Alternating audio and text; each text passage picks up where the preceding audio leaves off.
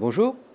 Aujourd'hui, c'est théâtre et deux grands événements du Festival d'automne, deux spectacles avec à chaque fois deux grands auteurs adaptés et deux grands metteurs en scène dans des genres très différents, deux spectacles très réussis.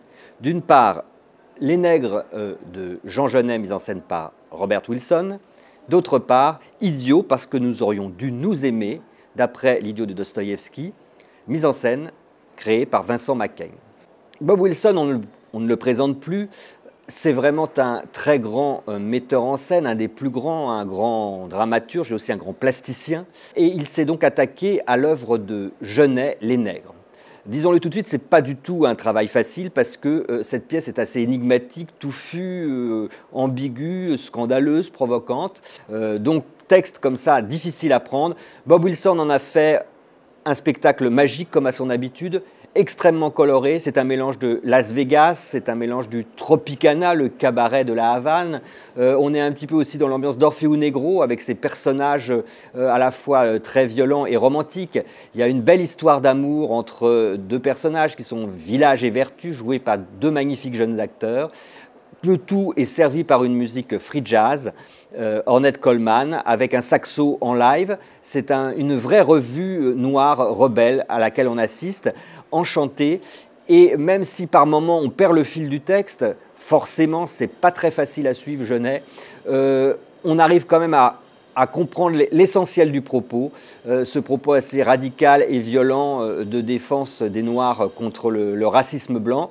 Et on assiste à un spectacle, encore une fois, enchanteur et musical. Donc je vous conseille très fort Ces Nègres de Bob Wilson jusqu'au 21 novembre. Le deuxième événement du Festival d'automne en matière de théâtre, c'est Cet Idiot de Vincent Macaigne. Alors Vincent Macaigne, c'est un jeune metteur en scène, réalisateur, acteur, qui avait complètement estomaqué le Festival d'Avignon 2011 avec sa version d'Hamlet, complètement délirante.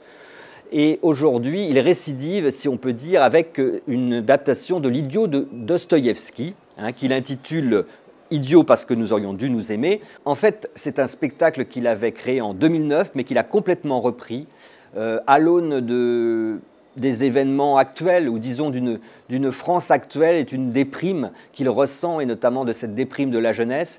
C'est un spectacle sur les illusions perdues d'une jeunesse, et c'est un spectacle totalement spectaculaire, démesuré, qui commence dans la rue. On fait une chenille dans la rue, et puis on se retrouve dans la salle du théâtre de la ville, avec transformé complètement en discothèque, avec de la techno, des lasers, car c'est un anniversaire qu'on fête dans le roman. Dans une deuxième partie, on va se retrouver dans un monde complètement désespéré, des années plus tard. Tout le monde va être laminé. Et donc, après ces images spectaculaires du début, où la fête est représentée par une espèce de soirée mousse avec une guirlande géante qui tombe du plafond, Nirvana en fond sonore, on aura le droit à des explosions de terre, des explosions de sang, des explosions de lumière, des images absolument magistrales, tandis que les comédiens, souvent à l'avant-scène, profèrent leur texte, ils le crient presque, et on entend ces mots, c'est très fort. C'est souvent bavard aussi, c'est parfois confus, c'est-à-dire que le lien entre la Russie d'hier et la France d'aujourd'hui est parfois un petit peu alambiqué, et on ne comprend pas forcément pourquoi tel texte a été mis en avant.